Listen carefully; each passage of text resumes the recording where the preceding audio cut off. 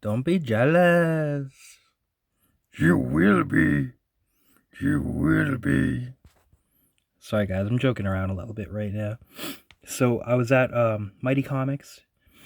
I seen that there's kind of like no notification that there's like a new batch or new collection of full used stuff that just got in. Dude's always working on something, but he can't process it all and price it all and organize it all and like the amount of stuff always coming in. That's what I think. Dude's not slouching. He's a pretty good guy. But anyways, cut to the chase here. I was looking through some stuff that came in, like I could suss it out, and I seen like what the H Ninja Turtles comics and from Mirage Studios, stuff like that, and that immediately got the necks on my hairs standing up to keep looking, keep like you want to look through more of it, but okay, the first time he hadn't like he only like some of it was like available to look through, so I did what I could. But this is after going back there. Now it's all ready. So yeah, let's just get to it now. It took a while. All right, and I know most people that are watching aren't too gonna be local, but I just gotta like drop some asides for you local guys, homies that are out there and would want to know. So there's like about 25-ish short boxes of a guy's collection, and this guy, you could tell that he like read his stuff and it wasn't just the usual it was like kind of off the beaten path, a lot of sci-fi and fantasy mainly, somewhat a lot of independent fantasy stuff, maybe like two or three short boxes like that, um bunch of X-Men from about 140 to 281, but I didn't get any of that yet. What else they got there? JSA, JLA, JLE, Keith Giffen stuff or whatever. I'm not familiar with that stuff, but Crisis on Infinite Earths, and like full runs of this stuff. Um, See, this first book here is Mike Richardson, Stan Sakai, and editorial consultant Katsuo Koike, the writer, of course, of Lone Wolf and Cub, Lady Snowblood, Crying Freeman, some other stuff like that. This is 47 Ronin. And this is from. So used trade paperbacks there are always half cover price, which is a pretty sweet deal, or half the US cover price, so $10 for this, and it's like new. The other thing is this guy's collection, he took care of his stuff. And yeah, he had good taste. So he had like a ton of Usagi Yojimbo. I know there's a couple of you guys watching local that are into that, but I think you guys already have your Usagi like collections complete, right? Because he had the trade paperbacks, I think, of maybe all of the Fantagraphics and Dark Horse. I'm just guessing because it would be like about almost a short box each of like each of those. So I want to let you know that there apparently one collection of one kind of printing is already spoken for, but the other one is still there. Man, I'm messing up my video by saying all this stuff up front. Maybe I should say this stuff later for the guys at the back. Yeah, I'll come back to that, I guess. But I think I already, you know what, that's the gist. We're not too far in. Okay, let's get going. But this looks cool. The 47 Ronin. I actually just finished watching Ronin the other day. Man, it's cool, like a nice little pulpy freaking spy movie, man. There aren't like enough of those. I'm trying to think. I wish if that was a genre, like, you know how I'm always rating stuff on, like, I'm saying like most movies you probably couldn't watch three times even in your whole, well, maybe in your whole life. 3 out of 5 would be like above average, right? 60% grade. What is that? A C. But that movie Ronin, I guess I've probably watched it almost 5 times in my life already. So does that make it a 5-star movie, like a freaking Godfather 2 or RoboCop or Terminator 2 or Terminator 1 or or Total Recall, or is it as great as that? Possibly. If there was like a genre of all that stuff. Man, I'm digressing here. So sorry you guys watching. We're hanging out though. But okay, let's get to the next book. Well, okay, 47 Ronin though. This supposedly is like based pretty well on the story of the 47 Ronin. And Koike doing some like editorial, like historical kind of consulting. Mike Richardson, he's like one of the head guys of Dark Horse at this time, also, right? So looking forward to this. Yeah, also there's like humanoids and other weird like independent publisher. Yeah, because what I wanted to say is there's like 3 or 4 long boxes of trade paperbacks and hardcovers of weird stuff like this. And like a lot of Enki Bilal, but I'm not really an Enki Bilal guy. I don't know why. Just out of all that crew, I don't really.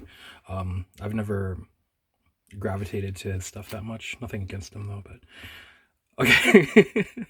Sorry that this is one of those videos now where it's like a lot of talking before the actual haul. I always hate those myself, but no, too much intro. Maybe too much intro, but okay, let's keep going. I was looking for this for a while. A lot of wish list stuff there. So what I would recommend is, don't go for dollar bin stuff at that shop. Instead, go for stuff that would be like, retail. I would say that a lot of the time his pricing is like less than retail. You'll see here $2. That's often like a back issue price that he goes for. So yeah, if it's stuff you can find in dollar bins, find in the dollar bins. If it's stuff that you would have to pay retail for, then get it at this shop. That's what I would say. If it's there, there isn't always like this kind of stuff there though. But moving on, Billy 99 was looking for these. So number 1 is still there because I only needed 2, 3, and 4 of this Sarah Byam and Tim Sale. I mentioned it before. Sarah Byam did a good alien story as well.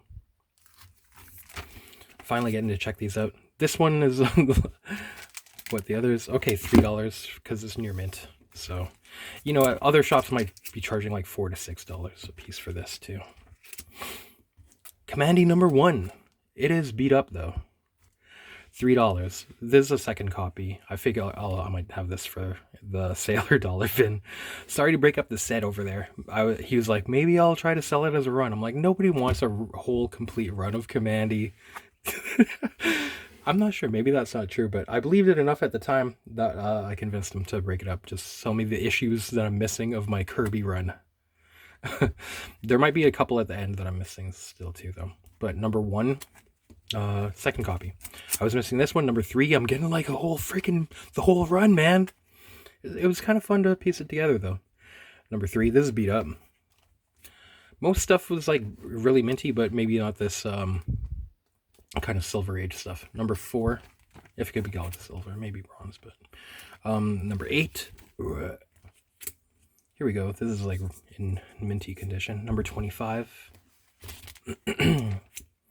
Number 34. I always stayed away from these ones because it has Kubert on the cover. Nothing against him, but I thought it would be like neither Kubert nor Kirby on the interior. But these there's actually a few towards these 34 to 37 or something, or is it even like number 40 or something, where it's not Kirby on the covers but still on the interior.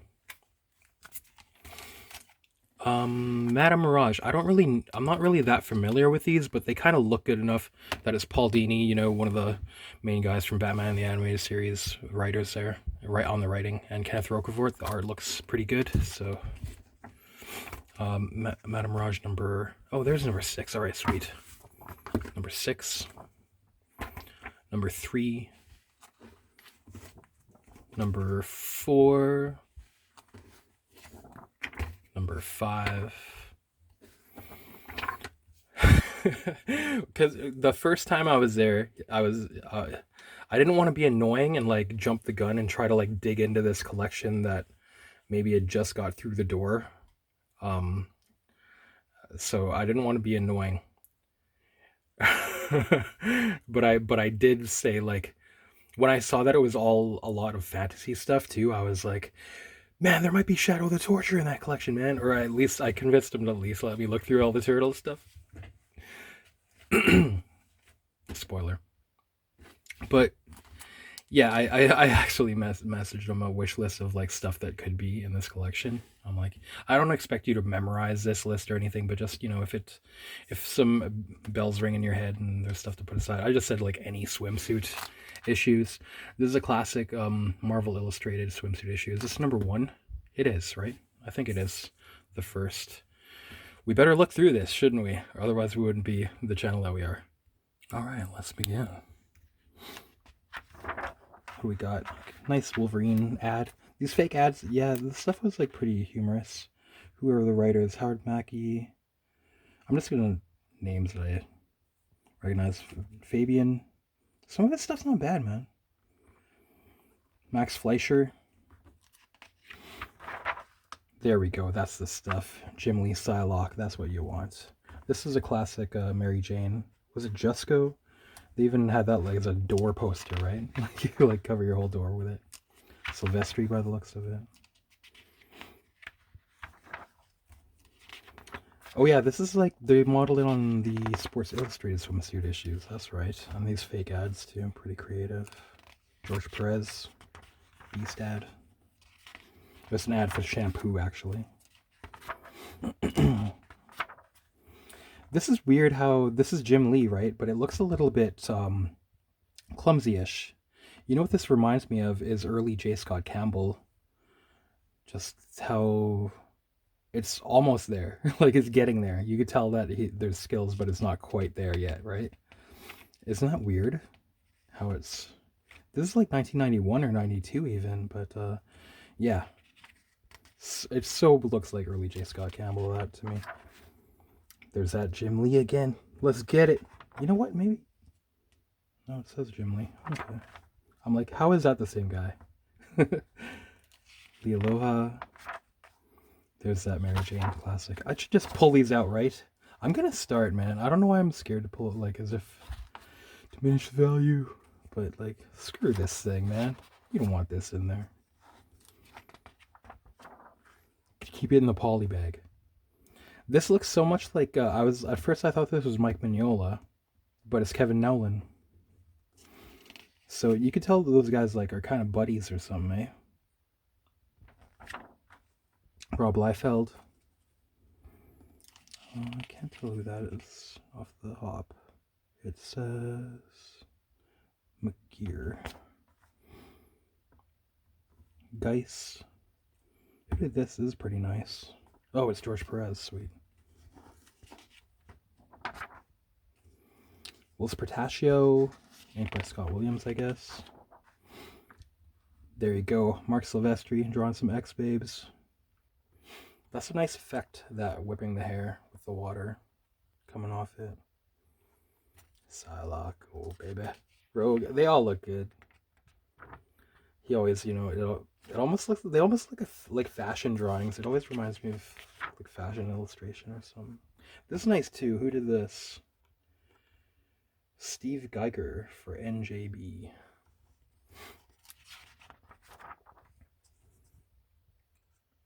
Leonard Williams.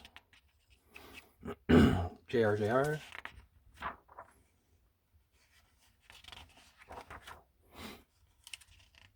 Paul Ryan. There's Mignola.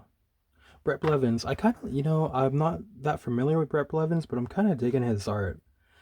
It looks a lot like cartoonish to me, or like animation. It reminds me almost of like kind of Disney, even. Like the faces there. Something about these lines on the like legs and calves and even the feet. It makes me, I don't know why it makes me think of Disney so much.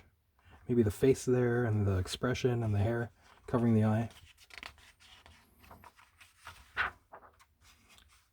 Man, I've been watching Cartoons Kayfabe lately, or listening, and I miss that channel a lot. Those are guys who would know, man. They would know stuff like, oh, well, there's, in interviews, his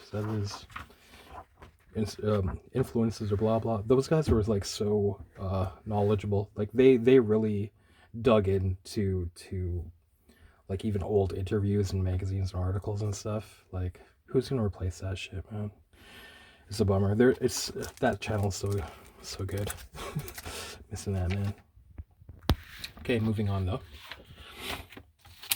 To the next issue here. Mr. Miracle #1. Yeah. I saw this as beat up and I'm like, maybe I can afford this. Straight up, dude. Even a fair condition copy of this should be maybe 10 times what I paid for it, apparently. I paid $6. Fair. I'll take it. It's a reader copy. It's kind of nice to have, like, if it was near mint or something, it would cost like a bajillion bucks, but not a bajillion, but a significant amount. A few hundred or maybe more. I don't really know my offhand, but would it be like even up to like 1,000-ish kind of shit if it was near mint? Anyway, yeah, fair. It's nice to have one that I can like read. There is like a rip on the back. I'm kind of thinking about trying to put some kind of like archival, like not sticky tape, the kind that kind of almost just uses like static or something to keep it on there. Cause yeah, awesome to have this. I'm like pretty stoked. I thought there'd be more Kirby Mr. Miracle though, but no, it was just Mr. Miracle #1 was the only Kirby one that he had. You know I'm a big planetary guy, so here's a planetary reader from Warren Ellis and John Cassaday. This just seems to be almost like a best of intro issue or something. Like it just has little bits from these different issues, I guess. Been looking for this for a while. This is one that I initially saw in there, this whole run, and I was like, oh dude, I've been looking for this. A lot of the time, stuff that isn't processed yet, it isn't priced even in the store yet. And you don't have to be afraid to like bring it to him and ask him to look it up, or even like kind of make an offer. A lot of the time, like say this, I was like, I've been looking for this for a while, but I was kind of looking to only pay about like $2 an issue, if that's reasonable. And he's like, yeah, it's worth about $2 an issue. So Shadow of the Sheet Evil #1, #2, #3. And usually like you know, a lot of places you'd bring stuff up to get priced and you'd be kind of nervous, like, oh, here we go, here I'm about to get wrecked. But no, it's always like pretty reasonable there. #4, #5, #6.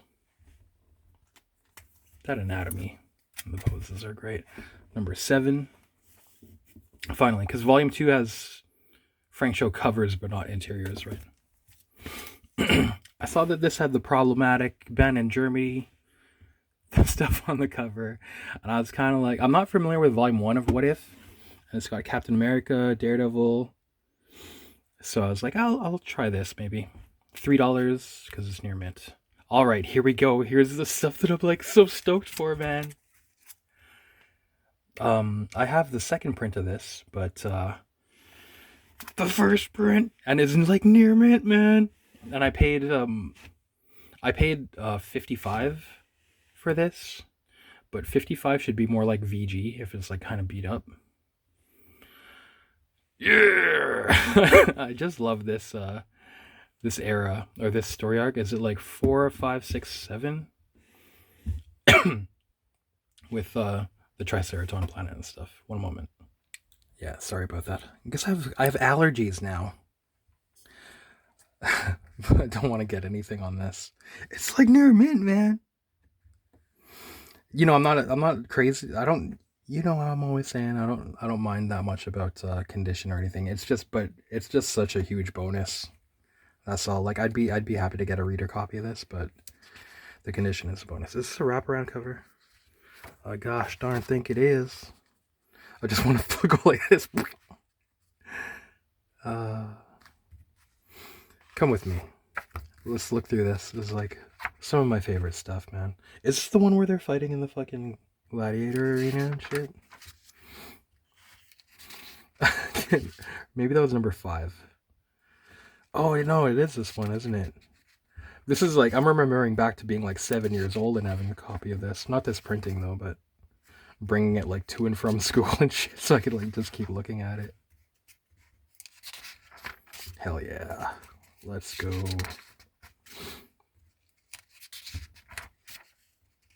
Look at this cartooning. This Gladiator where they just they just abduct people from all over the universe and make them fight in their arena. Did I say people? Beings of any sort. They've got these things in their mouths to help them breathe the atmosphere. Gotta fight the Triceratons. There's Fugitoid, Peter Laird character. I love that when they're dressed, when they're like drawn like this too. I used to put paper over this and just trace the hell out of this. Oh, this, yeah. I definitely traced this a ton of times in this too. It's good. Yes, wordless action scenes. This is so minty. The pages are so clean. Anyway, with the Manriki Gusari, I believe is the name of that weapon. Something like that. Triple Chaku. Yeah, the duotone and inking. Gosh darn it. I'm so scared if anything happens to my collection at this point. I was like realizing that it's not just like the value, but it's like all the years of work of like going around and like hunting for stuff. So if you guys could give me any advice on like how to ensure a collection. I have a pretty decent record collection too. It's not like, it's just weird how, you know, stuff can be kind of like initially back then I was collecting records when they were only like $5 and shit used, you know, but nowadays same with like stuff like this turtle stuff. It's like, you know, gone up like 10 times in price and shit like that. So kind of just getting it while I can. Anything I'm missing, but I've got kind of like almost everything that I could want after all these years of putting it together. Nobody care about that. Okay, this issue as well. This was like very seminal in my growing up. Not to talk about myself too much in the commentary, but it's, you know, it's kind of better commentary to if I don't do that too much. But anyways, TMNT number 29. This kind of reminds me of, it was, you know, growing up with like the Lost Boys and Critters. It kind of has a vibe like that, but it almost has this kind of like, what would you call it? Like underground kind of art too. Underground psychedelic horror, if you will. Yeah, so getting this as a kid was like, seemed so cool. And then they made like a mech. Donatello made like a mech fur that could fit one of them in. This kind of had it all. And it has the human characters. This dude, he's like on the verge of failing some classes. I would know nothing about that. Let's face it. I'm half Asian. And my name's Eugene. I was born to be good at math in school. But anyways, this guy, he's like having a hard time at classes and stuff. And he saves up for this Dark Knight Returns comic, which is like this feeling, man, where you like saved up, you were thinking about it all like week or two or however long it took. That's how I felt about that TMNT number 6 that I just shown. And then when you finally got it in your hands, you're like, oh, I got it, man. I'm gonna like, can't wait to get like put this, make it safe or something. Or like you're just happy that you have it. Like it's almost like an object of power, like a totem or a talisman or something at that point, man. But the bully grabs him and rips the Dark Knight Returns number 1 in front of him. I think in this, does he say he paid like $15 or $25 for it or something? It would be way more nowadays, right? The first print. So, anyways, there's Casey Jones is in here too. Zombies, vampires. I think there's like aliens or the like alien vampires. Oh yeah, and there's a lot of Cthulhu, like what's it called? Little Easter eggs too. Are they like going to Dunwich Street and stuff, and like Innsmouth and stuff like that? Shadow over Innsmouth, the story, of course, that Dagon movie is based on. That's a good Lovecraft movie. Same director and producer as Reanimator, I think. Yeah, but I think they're like Arkham. The building's like Arkham Museum or something. But yeah, this is a nice one. This is a pretty fun one. Although when I read this back as an adult now, I'm like, okay, I could see how it was like super awesome for a kid and like influencing me and being like, hey, now I know a little bit of like what's that Lovecraft stuff. But it's pretty fun. It's not the but it's not like as great as some of the other issues. I just want to tell you that in case you're like, oh, I gotta get that this. But this is just really good. It's just pretty sweet and pretty fun. Dagon, we beg you, consume us. Yeah, these vampires, these kind of badass, ugly vampires, the villains. Also, so this is still a fun one though. This is definitely a keeper for me. I do like this issue a lot. It's kind of like it does bring up the feeling of like the Lost Boys movie or something. If you saw that at the right age, it was I saw that when I was a really little kid. Casey Jones, does he like break a bat and stab him with it? Hell yeah, dude.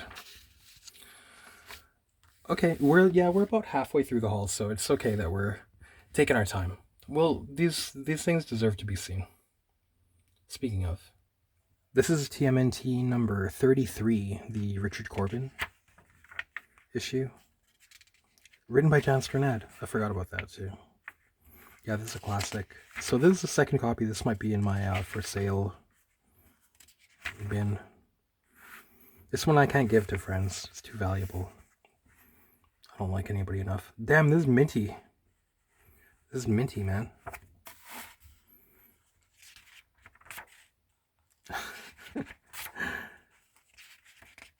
Gators, Crocs, I mean. No, it'd be gators, right? On this side of the ocean. Does this have... And like, I'm thinking like, oh, if I got a first print, now I can like go get rid of the second print. But I think the second print has like some bonus stuff in it too. So I should just keep different prints there. Because like when he was looking through the stuff and he like had some turtle comics like aside, they were like there was a number one. It's a fourth print, but I know that one is like even like $150 or $200 or something weird like that even, or it's 100-ish and then maybe plus depending.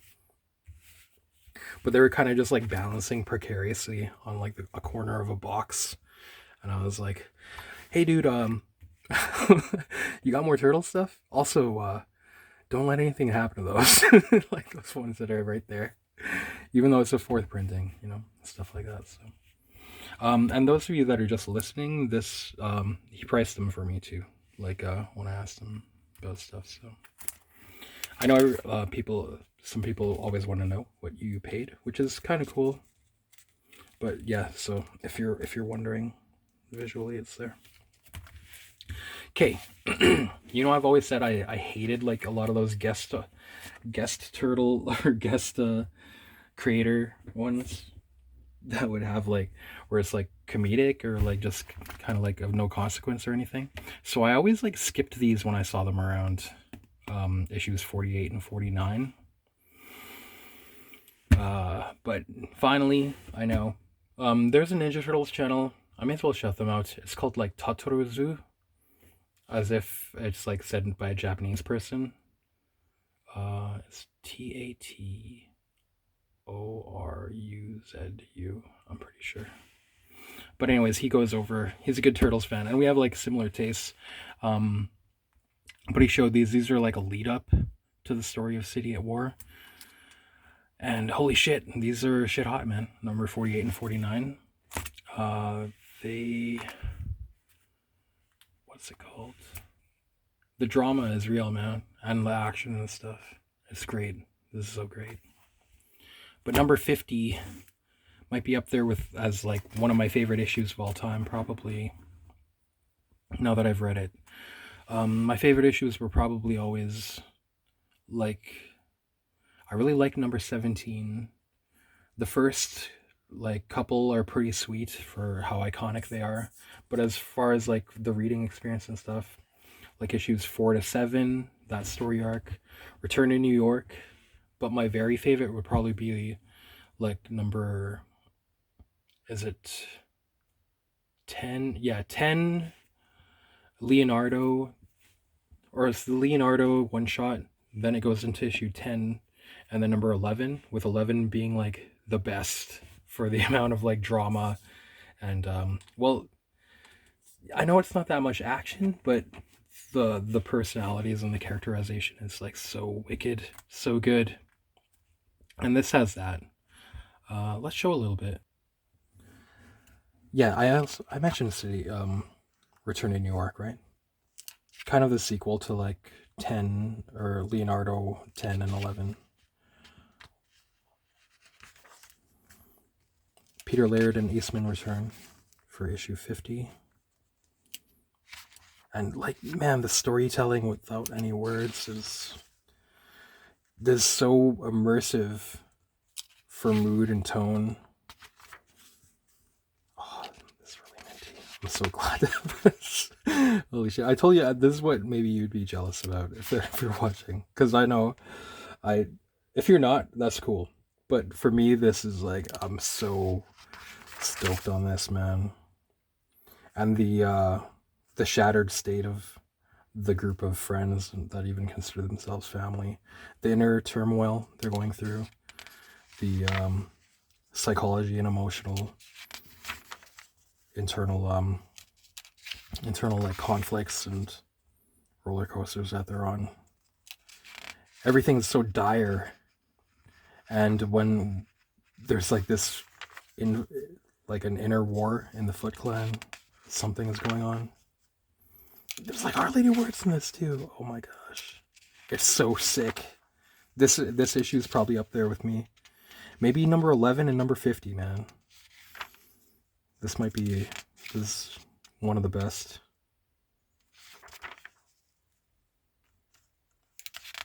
This is so crazy. Is it in this issue too when like April is like, I don't know what to do? And Splinter's all like stressed out and shit. He's like, you should leave. Maybe that's what. No, that's in the next one. Shit gets so fucking real in this City at War. I've read halfway through it now, but this, I'm kind of glad that it doesn't have that in here. It doesn't get that dark in this issue then. Without that, that's like some of the darkest shit. But it's kind of like Splinter knew shit was like gonna be bad, which is why he was so cold to her and told her like just leave. Like he was kind of, when Harry and the Hendersons, they're being mean to Harry. Sorry, that's like not a serviceable analogy at the moment. But yeah, so crazy, man. Yeah, more City at War. This is another thing. I used to avoid these because when these were coming out, I thought it was the 90s, right? And I was like, oh man, look now the turtles are like 90s out. I don't want to see that. Just from the trade dress or whatever you'd call it, like the design. It looks so poppy and like computer fonts. Like screw that. What they should have done, then they would have attracted me as like a reader, Turtles reader, is use that same old like classic Ronin style design, that they had here. Or no, it's not there, but where it'd be like the blocked out title. When they did that again on Return to New York. And that's how you knew it's like, okay, now we're getting back to fucking business. It's like none of this guest stuff. But yeah, more City at War. This is fucking sick so far, man. I haven't read it all, but yeah, and also you see, I paid $9 for like some of these issues.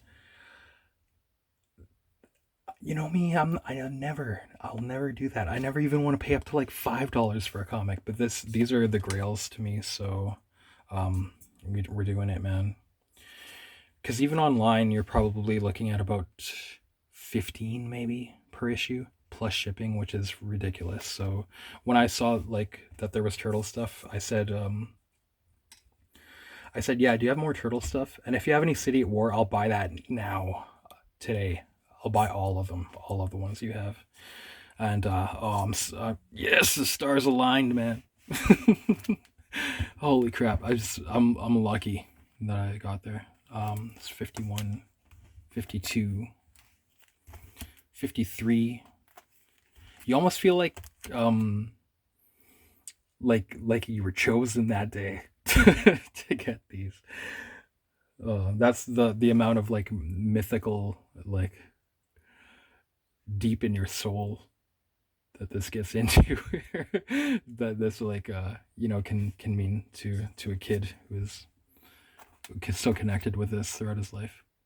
On number 54, number 55, 56, 57.